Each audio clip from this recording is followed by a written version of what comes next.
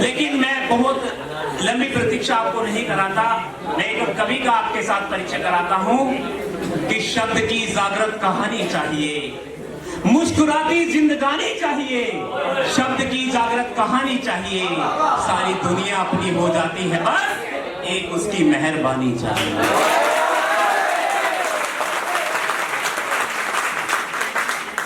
वो कविता की शाम, वो हास्य की बात आज कविता के रूप में आप समझेंगे। मैं चाहता हूं आपके ही क्षेत्र के उस बच्चे को जिसने कविता का प्रारंभ किया, कविता लिखना शुरू की, वो प्रेरणा आपको देंगे, हास्य में कविताएं लिखेंगे, आपको सुनाएंगे। आपकी जोरदार तालियां भाई श्री कवि पुष्पेंद्र कुमार जी को आमंत्रित करें, जो आपके पास के हैं। अपने बच्चे को किस तरह सुना जाता है ये बताने की आवश्यकता नहीं है, जोरदार तालियां।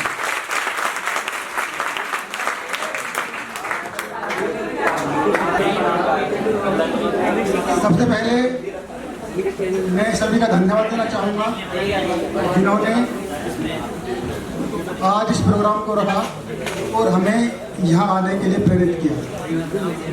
तो चलिए सबसे पहले मैं आपको अपना परिचय देता हूँ।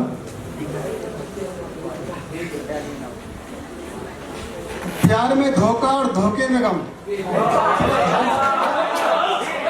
थोड़ी मेरी बातें अलग होंगी आज के जमाने को देख करके। सब लोग बैठे हुए हैं, सबको पसंद नहीं तो भी कर रही है। प्यार में धोखा और धोखे में गम, तो यूपी में बुलंदशहर और बुलंदशहर में हम।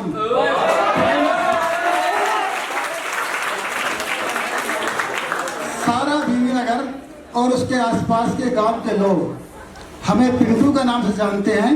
वैसे नाम है हमारा पुष्पेंद्र कुमार। मैं भी यहाँ का स्टूडेंट हूँ, ऐसी बात नहीं, भले प्राइवेट से ही, यहीं से मैं एमए कर रहा हूँ।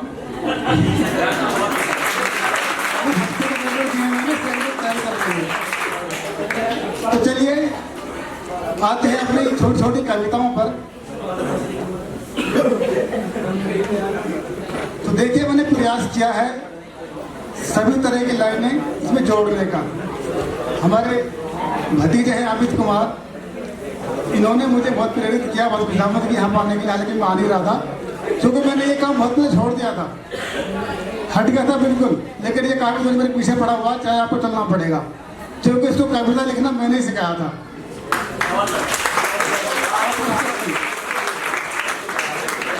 अब ये खुशामद कर रहा था तो आना पड़ा। मैं सुबह भी मना कर रहा था लेकिन ये नहीं माना।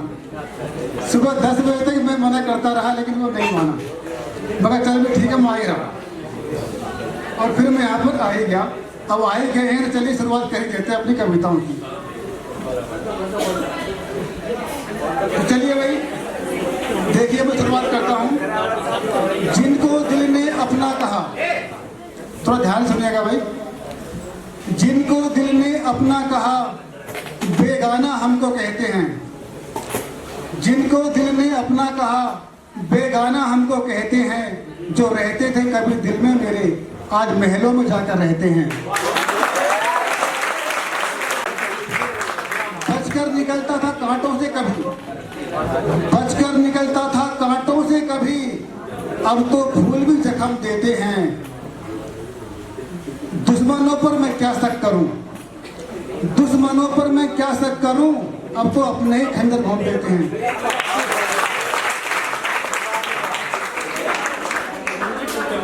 देखिए जितने भी युवा छात्र यहाँ पढ़ने के लिए आए हैं, सबकी आंखों में एक सपना है कि हमको आगे चलकर कुछ बनना है, कुछ करके दिखाना है।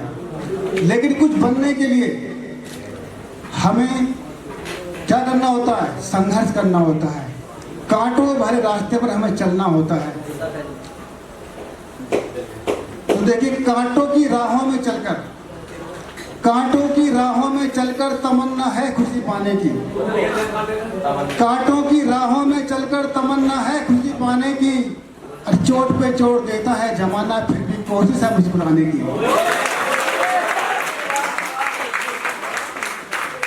मिलेगी उस दिन अपनी मंजिल, मिलेगी उस दिन अपनी मंजिल, जब मेहनत रंग दिखाएगी।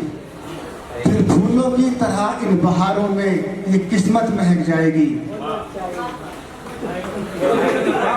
अपनों की तो आदत है, अपनों की तो आदत है अपनों को सताने की। और चोट पे चोट देता है जमाना, फिर भी कोशिश है मुस्कुराने की, कोशिश है मुस्कुराने की।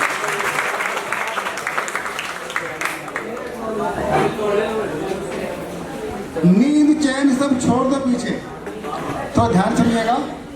नींद चैन सब छोड़ दो पीछे, दुनिया में अगर कुछ पाना है। नींद चैन सब छोड़ दो पीछे, दुनिया में अगर कुछ पाना है। बिछे पड़े हैं कांटे राहों में, फिर भी मंजिल तक तो जाना है, मंजिल तक तो जाना है। मत रोको तुम अपने कदम, मत रोको तुम अपने कदम, बस आगे बढ़ते जाओ तुम। कोई रोके पर्वत तो दशरथ मांझी बन जाओ तुम। दशरथ मांझी का नाम आपने सुना होगा। अच्छा, कितने बच्चे बैठे हैं जिन्होंने उनका नाम सुना है? Dashrath Manjhi, the mountain man, सुना उनके बारे में? उन्होंने एक विशाल पर्वत को काट करके एक रास्ता बनाया था। अपना सारा जीवन उस पर्वत को काटने में उन्होंने गुजार दिया था, ताकि हम लोगों को एक रास्ता वो दे सकें। उस पर्वत को पार करने में काफी समय लगता था, कई मील का रास्ता पार करना पड़ता था। उस पर्वत को काटकर उन्होंने अकेले ही छेनी और हथौड़े की मदद से पूरे पर्वत को गिरा दिया और एक रास्ते का निर्माण कर दिया, जिसका नाम आज माउंटेन मैन मांझी के नाम से रखा गया है। भेदभाव की ऊंची चोटी को, भेदभाव की ऊंची चोटी को अब काट हमें गिराना है। बिछे पड़े हैं कांटे राहों में, फिर भी मंजिल तक तो जाना है, मंजिल तक तो जाना है। तो इसी के साथ मैं अपनी वाणी को खत्म करना चाहूँगा। धन्यवाद। मैं एक बात बताता हूँ आपसे, इस दुनिया में दो लोग आपसे खुश होंगे हमेशा, आपकी तरक्की से, आपके पिता और आपके गुरु। और यदि प्रूफ आपको चाहिए, प्रमाण आपको चाहिए, तो सर वो देखो कितने खुश थे कि आज उनका छात्र इस मंच पर बैठ करके आज आपके सामने कविता रखेगा। मेरा बहुत प्यारा छोटा भाई